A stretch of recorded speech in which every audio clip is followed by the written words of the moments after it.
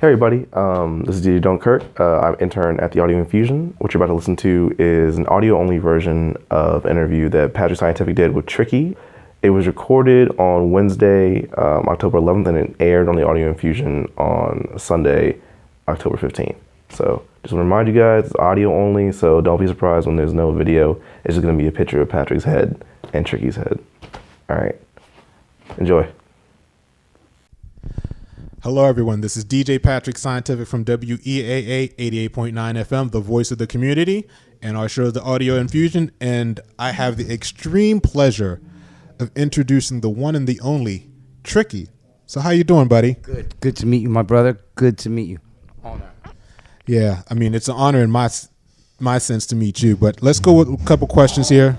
We're in the middle of soundtrack, so if you hear some music in the background, there's not much I can really do about it, but we're doing the interview right in the booth up in the U Street Music Hall. So first question I have is like, how's the tour going for you, and how is DC treating you? Good. We've only just got here like a couple of hours ago, so now it's kind of sound check. We got some food, and it's kind of like, to be honest with you, everything becomes about the show. So it's like you don't really see a lot of anywhere you go. You know, you kind of walk around the area that you're playing in, because we're here for work, and that's the show. So all your day is based around that hour and a half, 2 hour show, you know? And I've walked around a little bit, but it's kind of like we're all kind of very business about it, you know? I totally understand. I've seen that happen before, so that's good. It's good you're about business, not trying to get lost, trying to find your way back to the venue and all that. Yeah, exactly. Okay, so one of the other questions I had was, what was your approach to making this recent LP ununiform? And also, why did you spell it everything lowercase, if you don't mind? The lowercase is just like, that's how I was seeing it. So no reason particular, that's how I was seeing it. And this album's different because I've had tax problems. I had tax problems in America. I used to live in America. I used to live in New York and LA, and I had a massive tax bill from there. And then I had a massive tax bill from England, and I got sued. I'm not like a monetary guy. I'm like, I don't own a house. I'm in a little 2-bedroom apartment. I'm not, money's never been my thing. You know, if I can travel and I can pay my bills, I'm always good. So for the last 3 years, I've been paying off the tax man. I've had to think monetary. I've had to like, I have to make some money. I have to like tour. I have to hustle. I have to So with this album, I paid him off. I paid it off. So with this album, I was back to like, okay, I don't have to think money now. I can just make music. So it was like a big relief, you know, because I'm not trying to be the richest artist. Like, money really doesn't. It's just not my personality. You know, I know we got to pay our bills, but I'm just not a money guy. I've never owned a car. I don't drive. I have no license. I'm a single man. My children are grown up, so I don't need a house. So this album was very more relaxed and fun, you know, and not thinking about. I feel like if you're thinking about money all the time, like you want to make money, it's like you're either making music or you're making money. You know, there's a different occupations I could have went in to make money. So it's kind of like I'm more back on how I feel like I should be feeling. I know exactly what you mean. You're trying to say something to the effect of this album was more about you making music as opposed to you making music to pay off a bill. Yeah, exactly that. And so it was just the energy feels a lot different. I had more time. It was more relaxing. And the reason I called it Ununiform is because everything is kind of merged into one. So like whether it's any kind of music now, it's kind of pop induced, very pop-tastic. You got to have a certain sound to get on the radio, whether you're hip hop, rock, reggae. So everything is kind of bleeding into one now. And I'm lucky enough, I got my own sound. So like I feel like that's what I've been doing all my career. You know, 25 years later, and my music's still not formatted. It's still not part of anything. It's not the uniform. I don't have a uniform in my attitude or my persona. You know, I'm a black guy. I'm not a gangster. I'm not a drug dealer. I'm not a pop star. I'm not don't consider myself famous. I'm not into all that stuff. That's really, I don't care about all that stuff. So I just feel like, it's funny. It's like, it's hard for me to get radio, right? So like pop white radio won't play me. Black radio won't play me. So it's kind of, I'm in the middle, you know, because my music is not formatted. So it's like, it's just, I think it was just a good name for this time, you know? I understand, and the strange thing is, as a college radio person, because I'm not on commercial radio, I'm starting to get really frustrated with commercial radio because it's sounding the same. People's playlists are sounding the same, and you couldn't pay me to be on commercial radio, even though I love the people that are there and I respect them, but I don't want to do that. So I'm quite happy I'm at WEAA, and we have played all your music since Maxine Quay, West Knowles Boy. We play Hell Is Around the Corner a lot. Oh, that's so good. I got some support from, like, you know, it's only people like you who kind of support me, so it's a beautiful thing for me, you know. It's real beautiful, and that kind of inspires me to make music more than money. That there are some people out there who do get me, who do understand it, and there are some people who will go against the grain and don't want to be on the pop radio. That's why I make music. Do you know what I mean? I'm making music for the listeners. I don't like to use the word fan because it comes from the word fanatic. So I like to call my people listeners. You know, if you listen to my music, you're not a fan. It means we have something in common. So if you feel my music, I'd probably feel your music if you were making music, because that means we have something in common, you know? I hear you. Yeah, and we were talking about making music and the influences and the reasons why you make music, and you said this was just to make music as opposed to trying to pay bills and make a lot of money, because I've always felt that your music was just all about making music and you really could care less about what the critics think. And I think I saw an interview that you said, well, I don't want to, it's not a diss towards Simon Cowell, but you said, who is he to critique all this music? You give me 2 weeks in a studio and give him 2 weeks in the studio, and we'll see who comes up with better music. So obviously you just want to make music, and it's all about the making music process. I think Simon's has a, well, how do we sell it thing in his head. There's a lot of business behind it, which is not bad, but there's a point where when it's about business, there's a lot of compromise. So since I'm assuming that you're not really tied down to making music for money anymore, are there any new projects, and how are you going to try to approach those? I've just started a new album, and then I got Kat Graham. Okay. She's in the Tupac movie, the new Tupac movie. She plays Jada Smith. Okay. And she's in the Vampire Diaries. You know, young black girl. She's about 28. And I've just signed her to my label. She lives in Atlanta.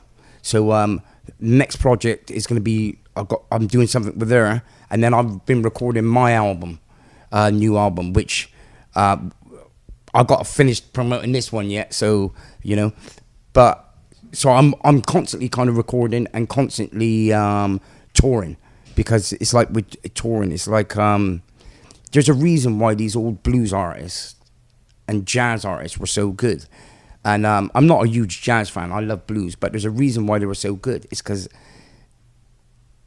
they were always touring. That's why they were so good live. It's like any job, you know, you have to keep doing it to get better.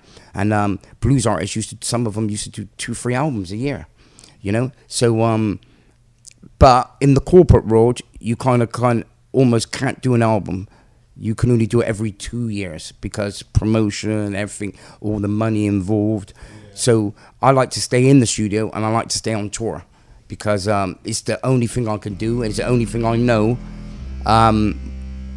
You know, I travel all around the world, so I don't do holidays. I'm not the guy who's going to go to a hotel and sit on a beach. I can't do that, you know. So, and you know, I've experienced. I've had lots of money, and then I've lost lots of money, and so I've experienced all that. I've had money, so I don't care about any of that. All I want to do is get better. All I want to do is keep writing. It's like, you know, I meet kids who weren't born when Pre-Millennium or Angels come out, say that changed my life, that helped me through hard times.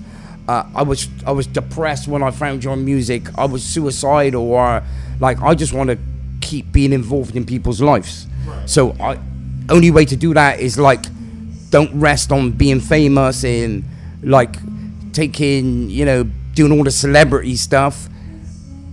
Instead of doing all that stuff, I'm in the studio. I do the touring. I don't like, you know, I get invited to red carpet stuff. I get invited to all kinds of stuff, and I'm just not really interested. Do you know what I mean? But if you really are a musician and you love music, you want to do that until you die. Like B.B. King and stuff, right? That money, that fame, those cars ain't going to help you. If you want to make quick money, that's good. I'm happy for you. If you want to make quick money, but if you want to keep doing this the rest of your life, you ain't going to do it by being famous or by having lots of money. You know, there's a reason. It's like there's a reason Jay-Z is still relevant now after all this time. And it's like, and I don't know a lot of Jay-Z's music, to be honest with you. But the reason he's still relevant is because he's got his ear to the ground. So even with all this money he's got, he manages to keep his feet on the floor. He's got good people around him. Yeah, believe me. Yeah, exactly. So, you know, it's like Jay-Z, he's like an older dude. And like, do you know, like if a rapper's old and they bring an album out, they just say, oh yeah, dude's an old man. He just brought an album out and no one even mentions his age. Now, that's an artist. Right. Do you know what I mean? It's like, so, but if these young artists, whether they're rock, hip-hop, R&B, if they want quick money, go do the fame thing. Then by the time you're 30, you're a millionaire, you don't have to worry. But my thing is, all right, what after that? What am I going to do? Just sit in my big house and look at my big furniture and just go on the beach? And, you know, it's like, it's the only thing I can, this is my, I love music, but it's my job. You know, we work like all our lives, basically. That's what we're supposed to do. We're supposed to work.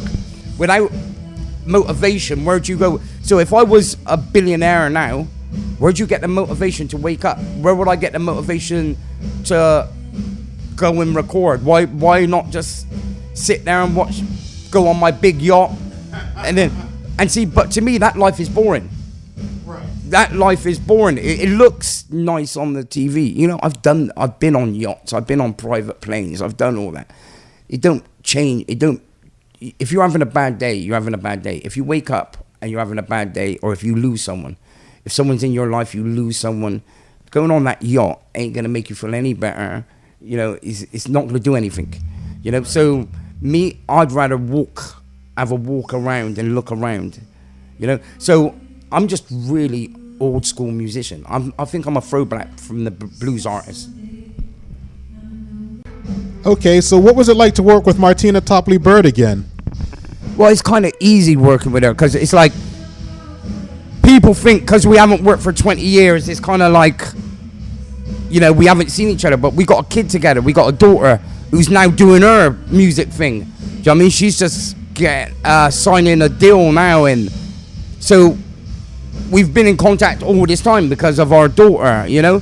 So it's not as strange as some people would think. It's like, wow, it's like people who ain't... Like when I worked with Massive Attack a while back, that was strange because I haven't talked to those guys for 15 years. So just to see them go in the studio, it was weird. But me and Martina, we speak regularly because of our daughter, you know? So it was just really, really simple, really easy. Okay, so we're nearing up the end, but a couple more questions. How did you end up working with Smokey Mo? Well, I've been going to Russia for like many years, and I've like kind of met a couple of people there over the years, and through a friend of a friend, I kind of linked up with him, And Smokey Mo, he's kind of like a legend over there. He helped bring rap music to Russia. Like, you know, it wasn't, when he started, rap wasn't big. Now it's huge over there, like huge. And he's one of the pioneers who kind of brought it, like with a guy called Nagana, Busta. It's Busta and Nagana, it's the same person. He works under different names. But they helped create the hip-hop industry in Russia. They're like, they're young guys, but they're kind of got old school status almost, because they've been around a long time, even though they're young guys. So they're the forefront of the hip-hop. And Smokey Mo is kind of like, because I don't understand Russian, right? I love his flow, I love his voice. But I said to someone once, a Russian kid, like, why do you love Smokey Mo so much? Why do people like him? And he said it's his lyrics. So he can talk for the Russian youth, you know. So lyrically, they love this guy. So I know you're in Germany now. How is Germany treating you as opposed to the other places that you lived? Well, Germany is really good, like Berlin, very good, because they're not monetary there. You like, they're not into, they're not, money is not their culture. Do you know what I mean? It's like, wealthy people there, you wouldn't even notice. You wouldn't even know they're wealthy. You know, rich people there still ride bicycles. You know what I mean? And it's like, or still drive not so good cars, you know, and they still rent apartments. So they don't show their money there. It ain't like a total money thing. It's very cheap existence there. So a lot of musicians move there because you can work 2-3 days a week in Berlin and survive good. So if you're a musician, you could go there, get a job, work 2-3 days a week, and then be with your band for the rest of it. You know, so it's a really great place to live because they're not consumed about money. That's not their culture at all. Like money. So it's a really inspiring place. It's still got a bit of a punk, kind of punky vibe. Graffiti everywhere. You know, you can't. If you've got a restaurant, it ain't worth painting over that graffiti because you paint over it and the next day it's going to be there. So everybody just leaves it and it's just a part of their culture. Graffiti everywhere. Some of it looks a bit old Soviet. Very interesting place. It's like going back in time a little bit, you know?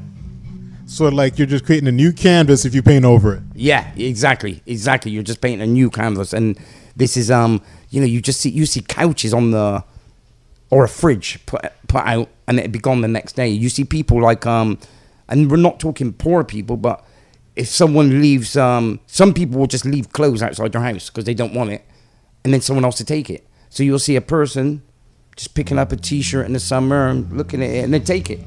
You know, it's very, they're not worried about wearing expensive clothes and stuff. Very natural. It's very natural there. So, there's a rapper named J. Rue the Damager. He lives in Germany now, I believe. So have you ever run across him, or do you ever think you could do some work with him? Oh, I know J. Rue from New York. I took him on tour years ago. I took him on tour through an American tour years and years ago. So I've known him many years. Good guy. I didn't know he lived in Germany now, though. And is he still doing music and stuff? And I believe he's still doing music. So hopefully you work that out. Yeah. Hopefully we'll link up.